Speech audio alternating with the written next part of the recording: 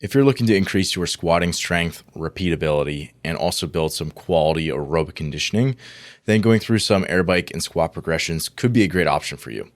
So let's go over the example you're seeing now if you're watching on YouTube, and then I'll kind of back up and explain who this is appropriate for and like what time in their season might be a good idea to implement this type of training.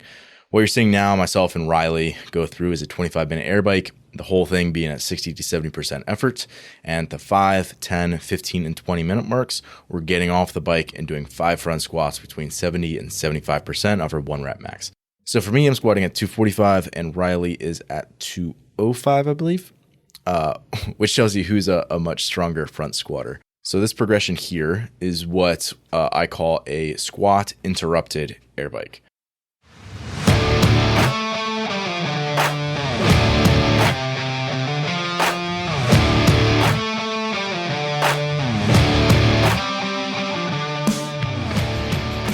The fitness movement is brought to you by Zor Fitness. We offer coaching and individualized program design, as well as educational content for coaches and athletes. It's all at one place, zorfitness.com. So why might you use this kind of protocol? Well, if you think about it, if you have someone and they're talking and they keep getting interrupted as they're going through, their words are breaking up like in a Zoom call, it's really annoying and it's quite disruptive. So generally, we are wired to kind of track, follow, and sort of optimize our physiology to a single task at a time. So for example, if you're doing endurance biking, you're going to have steady blood flow to the limbs.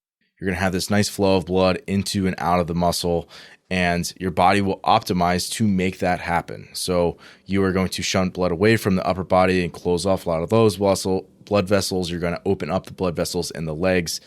And then you're just going to increase your cardiac output to support that particular goal, right? Of being able to sustain power on the bike.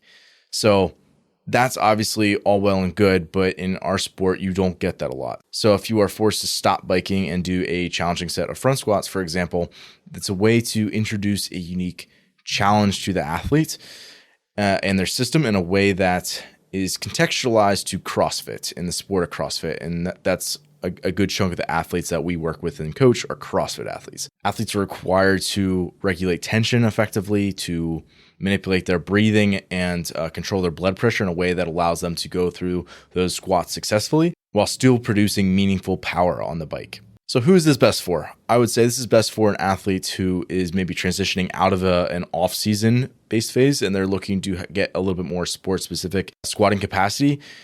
Because more often than not, again, athletes who are in the sport of CrossFit, if they're asked to lift in a CrossFit workout or immediately after a CrossFit workout, there's at least some level of fatigue in the system. So it's important that athletes know how to produce tension and can still manipulate and operate under heavy loads with good sound technique while they have fatigue accumulated in their system. So if we have an athlete and they've been doing more unfatigued, high tension squatting in more of an off-season phase where they're trying to drive up their squatting strength or maybe their 1RMs, and let's say maybe they're doing that twice per week, then maybe as we approach their competitive season, we pull out one of those strength touches per week and we introduce something like this onto that particular day where they're getting one squat strength focused session and then another session where it could be more like I mentioned before, it was like squat strength capacity, while you're building some of the other slightly lower but still very important strength qualities because it'll have carryover to the sport. So why might you want to focus on having this like more fatigue strength capacity?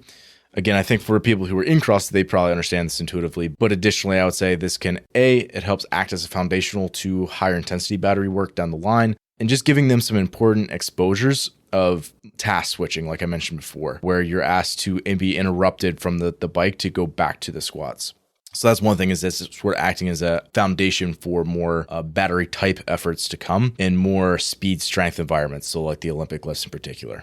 And then B, I would say this is acting as supporting strength work on a secondary leg day, which I mentioned before. It's like a great way to transition somebody out of just like straight off-season mode and be introducing higher levels of fatigue. Again, there's a number of different progressions that we could put an athlete through. Not all as intense as the one that Riley and I are going through, but then others more intense than the ones that we're going through because this is still sub-maximal work for us. So as you go through this process, you just got to keep that in the back of your mind.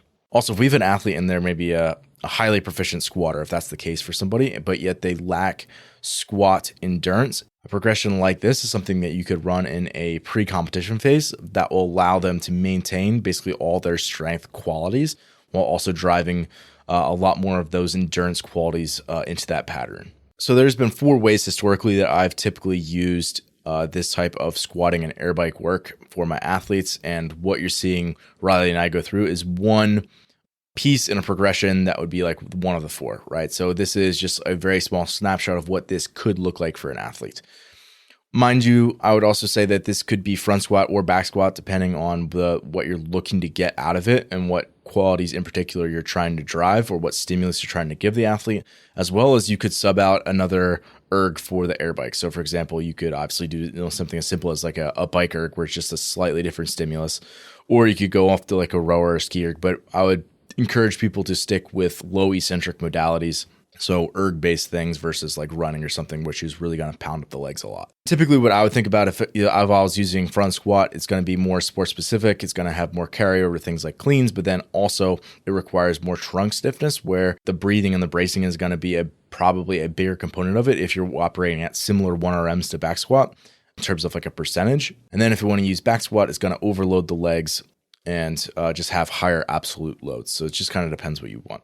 So let's go through one potential week or snapshot in each of those types of progressions. Again, I have 4 that I'm going to go through, and I've ordered them in the way that's sort of least metabolically taxing on the legs to most metabolically taxing. So starting with squat strength with very little cyclical power produced, all the way up to a Metcon and a rounds per time environment that has squatting based on percentage. So my first example, front squat, 5 sets of 4 reps, 75 to 80%, resting 4 minutes between those sets, with the first 2 minutes of that rest being on the air bike. So here, just the way that it's worded and the way that you can see that it's very squat forward is the fact that the air bike really is an afterthought, is not nearly as much of a significant component. It's more so like you're flushing out the legs in between those sets, and you're just starting to introduce a little bit of respiratory activity in between those sets of squats. The next example is the one that you're seeing Riley and I do now, 25-minute air bike at 60 to 70% effort. At 5, 10, 15, and 20-minute marks, you're getting off and doing 5 front squats between 70 and 75%. Again, this one you can see is now air biking first, right? So that's like the start, and it's got an effort across the whole thing, which the other one obviously doesn't. So again, it's more air bike forward. The conditioning side of it is being elevated, and as a result, the squats are more of an afterthought or more of a interruption, as I mentioned before. Next example, it would be more of an interval-based example. 4 sets, 20 calorie air bike, 5 front squats between 66 and 70%, rest 1 to 3 between sets. So for example, if someone's heard of a 1-to-1 work rest ratio before, you'd work for a minute, you rest for a minute, right? In this case, if the sets take somebody a minute and 10 seconds, they're going to rest 3 minutes and 30 seconds between. So they're resting 3 times as long as they're working. And then you'll repeat that 4 total times. 20 calorie air bike, 5 front squats, 66 to 70%. And then our final example would be like an example of a Metcon that has squatting strength endurance built into it. So again, this would be something that I might convert to just like a raw number if I'm actually giving this to an athlete, or I could just leave it as percentage work. 3 rounds per time at 85 to 90% efforts, 35 calorie air bike, 8 front squats at 60 to 62% without a rack. So basically you're having to clean the first rep off the floor and then going into your set of front squats.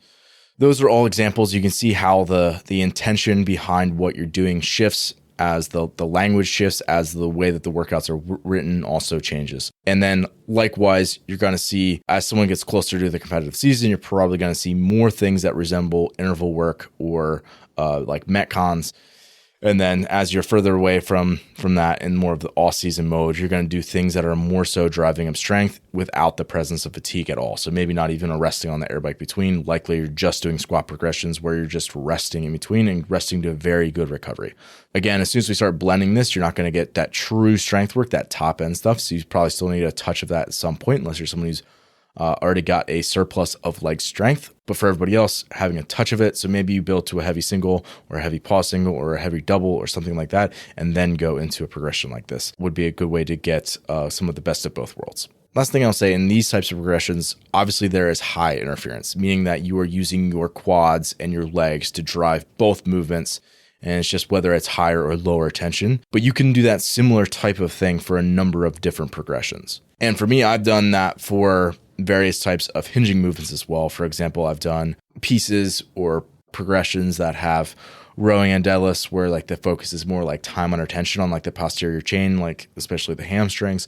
I might even have those be performed at like a tempo deadlift where the eccentric has a certain number of seconds assigned to it, maybe a 2 or 3 second lower. That way people are actually getting time under tension for their hamstrings, which is really uncommon in the sport of fitness.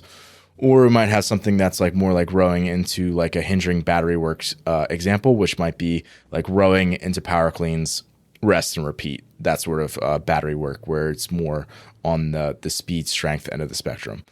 And then I've also done like ski erg and deadlifts where you're still moving through a hinging pattern in the ski, but it's not loaded. Like you're loading in the hip flexion part of it or the core compression side of things.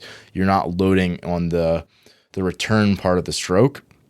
So it's sort of the same pattern, but very complementary in that way because you're not actually being loaded as you're coming back up. So you're still having that bending pattern, but it's not being heavily taxed like it would be in something like rowing. So there's obviously many different ways that you could use this type of tool. But for me as a coach, that's most often how I combine air bike and heavy squats.